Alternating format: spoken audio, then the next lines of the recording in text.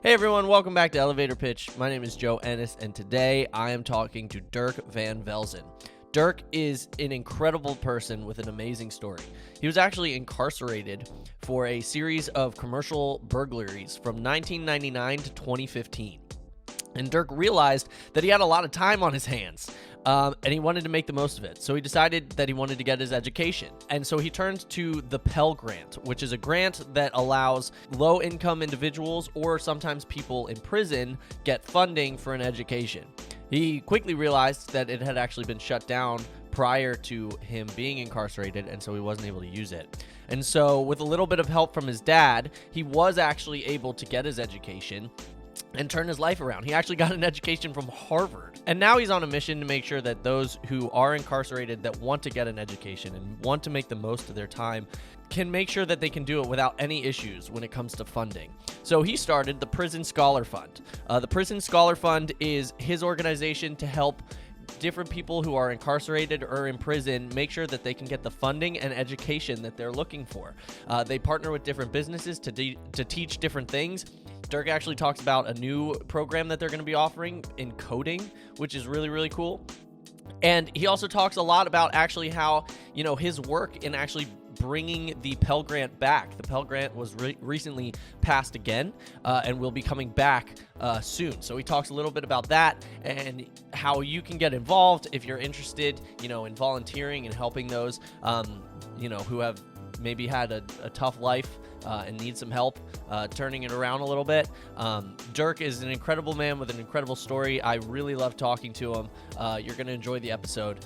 If you like the episode, remember to subscribe, and I would really appreciate it if you'd leave like a rating or something if you're on Apple or Spotify. If you're watching on YouTube, hit that subscribe button, leave a comment, whatever you want to do. It really helps us out. Enjoy the episode. Hey everybody, welcome back to Elevator Pitch. My name is Joe Ennis, and today I am talking to Dirk van Velzen. Dirk, thank you so much for being here. Thank you so much for having me, Joe.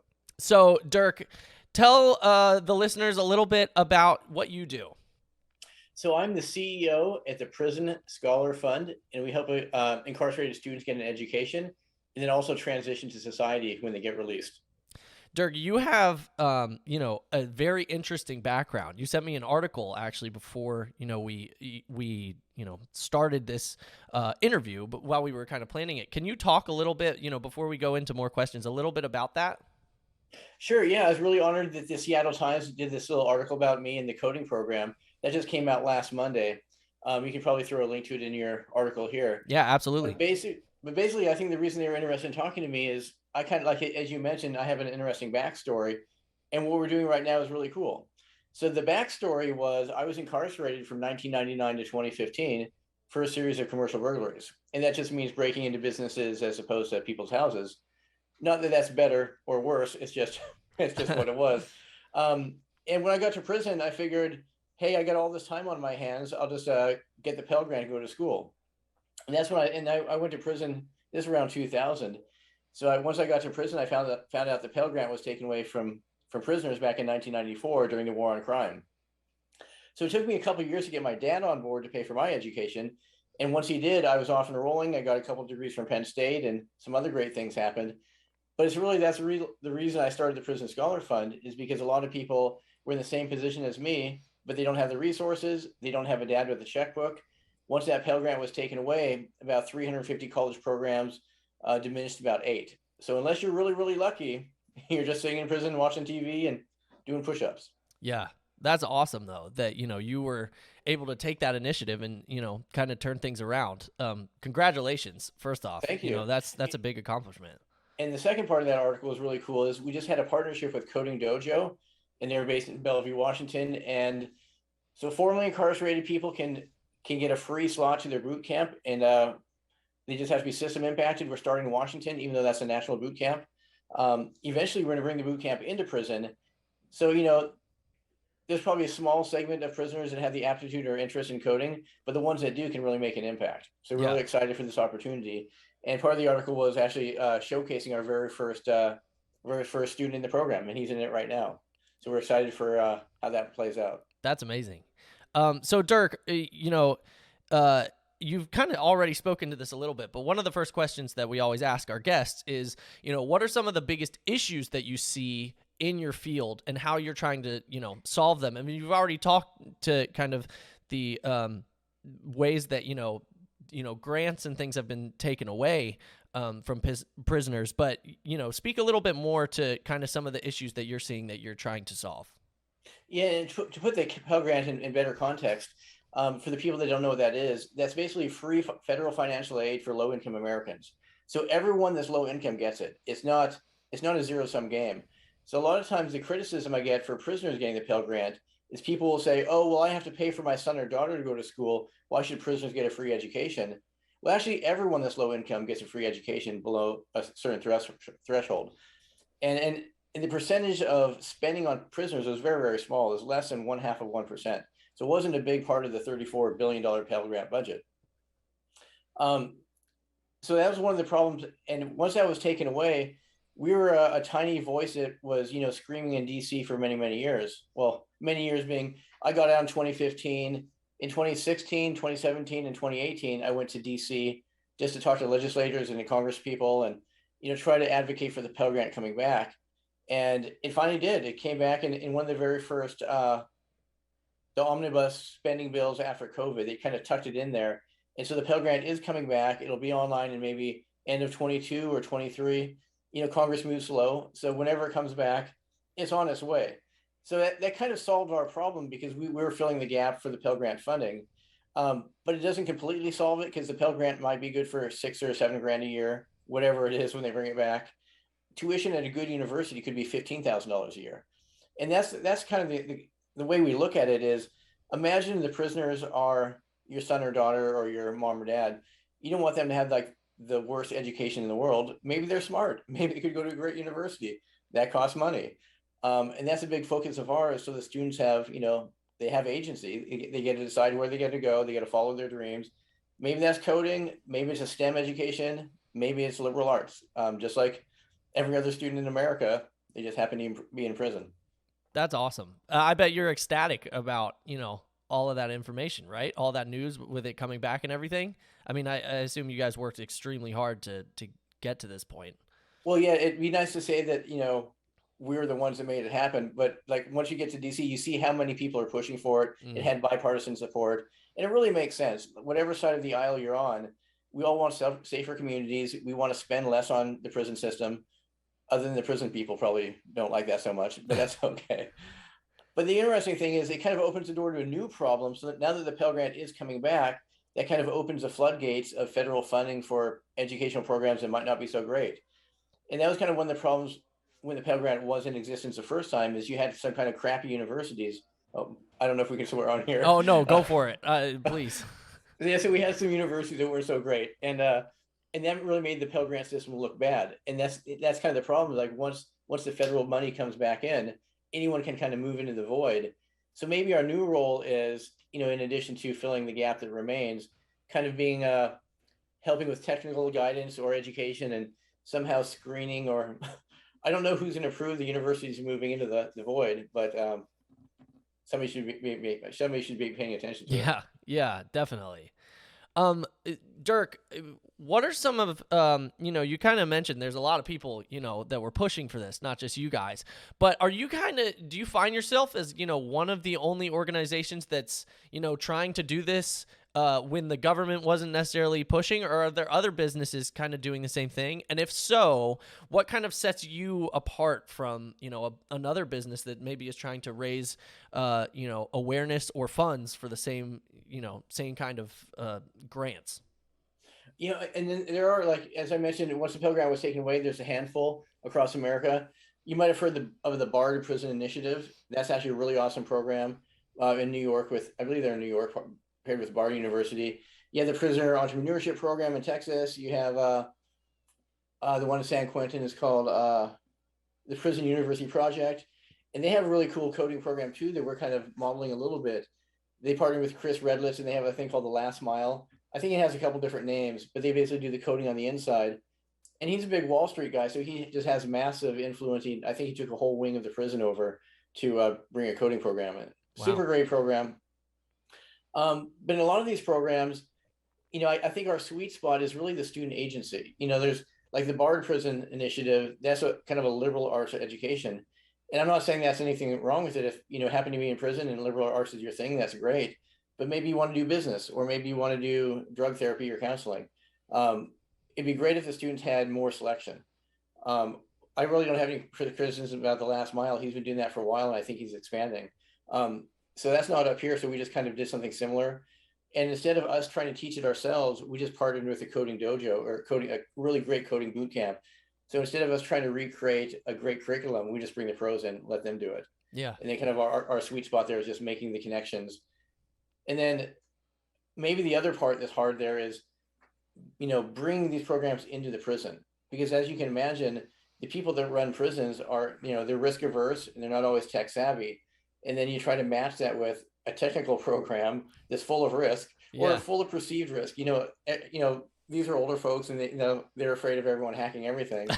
But you could probably really, whitelist a lot of safe websites for people to visit. But it's really having that conversation and making it happen. That's awesome. That's great.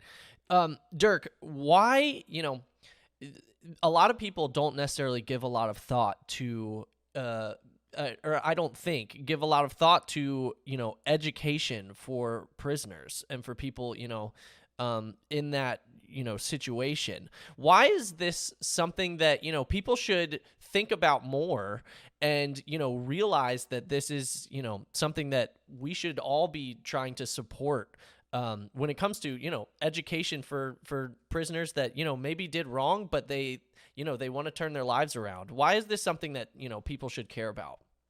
And this is a really great question, because a lot of times people kind of march me out in front of people that need convincing. And depending on who I'm talking to, sometimes I started with like, look, man, even if you hate people, here's why it makes sense to do it. And let's call it what it is. People are in prison for doing bad things, and they're not the most sympathetic group of people. So it's really easy to say, F those prisoners, they got nothing coming, they can just be punished. And if you actually look at why the Department of Corrections or prisons are founded, in Washington State, for example, I think public safety is the first reason, punishment is the second reason, education and rehabilitation is like option number 5 and 6. So a lot of times prisons really aren't formed for making making the people better. It's really just punishing them. Public safety is just kind of putting somebody in a box so they can't do more crimes. But the fact is 95% of all these terrible people that you think are terrible are coming back to society.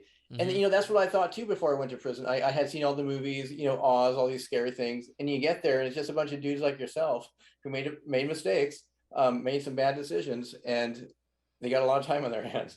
So I think that's really the thing you notice the most is you have this pool of untapped talent. They're just as smart as you, just as hardworking.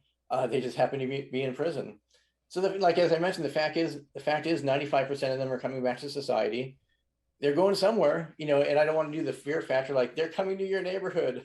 Well, you know what? They're going to someone's neighborhood. And I think we'd rather have them coming out educated with more skills than just 10 years under their belt watching TV. And the other thing in context is, we over incarcerate in America pretty heavily. We have 5% of the world's population, but we have 25% of the world's prisoners. The recidivism rates are really crazy. According to the Bureau of Justice Statistics, in 3 years, 68% of the people come back. And when I say come back, it's either rearrest, technical violations, going back to prison, something that's not great. Within 6 years, it's 79%. Within 9 years, 83% of people recidivate. So if you're wondering, why do we do this? It's like we're trying to break the cycle. 83% in 9 years is might as well be 100%. Mm-hmm. And the value on that is like, even if you don't care about stopping the cycle, the value is $1 invested in prisoner education returns to society almost $20. And that's in reduced victim crimes, victim costs, criminal justice costs, policing costs, future prison construction, and incarceration costs. So you have all these ways to save money. And the Rand Corporation did a similar study.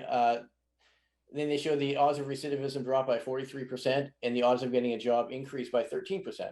So all these are great things. That's why there's bipartisan support, because the fact is, they're going to commit new crimes. They're going to go back to prison, or we can stop it, or we can try to stop it, and society gets better. That's awesome. That's awesome. Dirk, if people are listening to this and they're thinking, they want to get involved, they want to help. How can people do that? Whether it's through you guys or, potentially local groups, whatever it is, how would you encourage people to potentially try and get involved? Oh yeah, please reach out. We always take volunteers, and of course we call contributions investments, or we really look at it as an investment because the amount of money you're supporting somebody with really pays off in the back end. But we really have to engage with people in the first place, and that can just be volunteers. You can learn about our mission, see where you can plug in. You can be local in the Seattle area, and we have a lot of remote work. So you can visit our website, which is prisonscholars.org. We're on Facebook, Instagram, Twitter. You can hit us on any of those channels. You can send me an email. I'm Dirk, DIRK, at prisonscholars.org. We're always looking for volunteers. And of course, if you want to make a financial contribution, we'd love that. And I'd lose my job if I didn't say that. So, and then my final question, Dirk, is, maybe bigger, companies that, might have programs that they would love to, be able to offer to prisoners. If there are companies like that are listening, how can they get involved? What are some of the practical steps that they can do to, get in touch with you and to potentially join you guys to, hopefully change some lives? Is there anything that they should, consider before, reaching out? Yeah, we really love the corporate involvement that we have. Like Google and Microsoft, they have amazing volunteer matching for contributions, and also the employees get time to volunteer with us, and they get paid for it, and we get paid.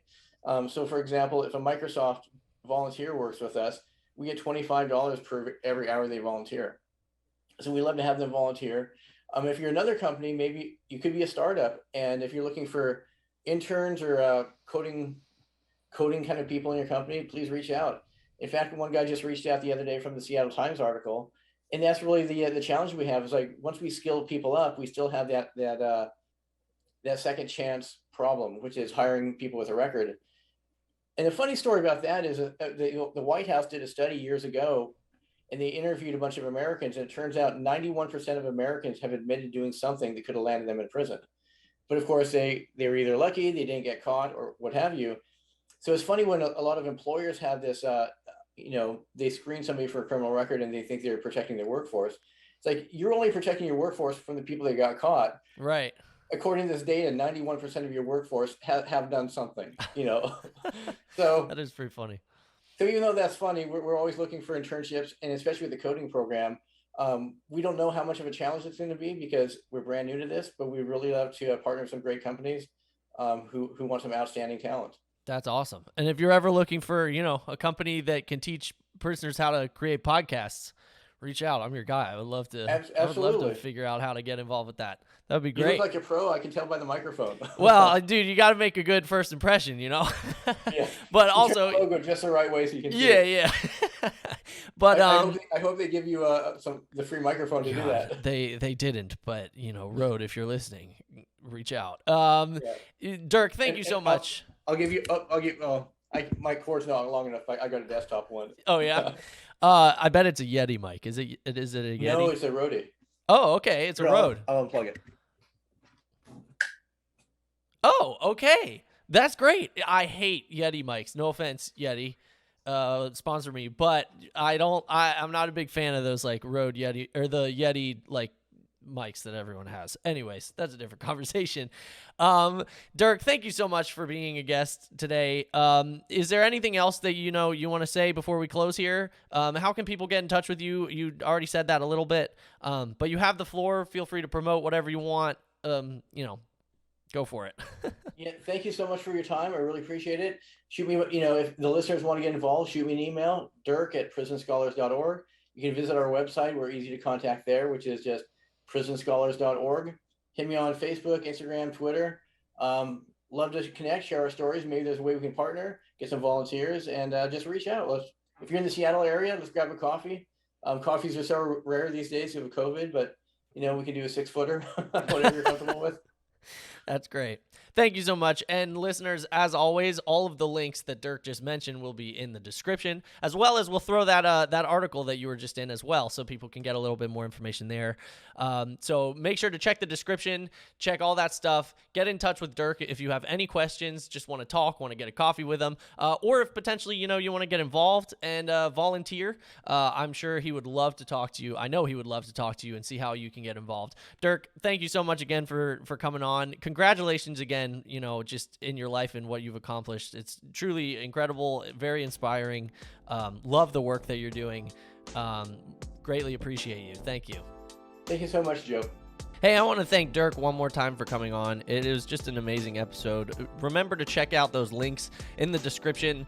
Get in touch with him. Reach out. See if you can buy him a coffee or something and talk. Also, remember to subscribe. If you are on Apple or Spotify, please hit that subscribe button. Leave a rating. If you're on YouTube, click one of these videos next to my head. You can watch another one. Thanks for listening.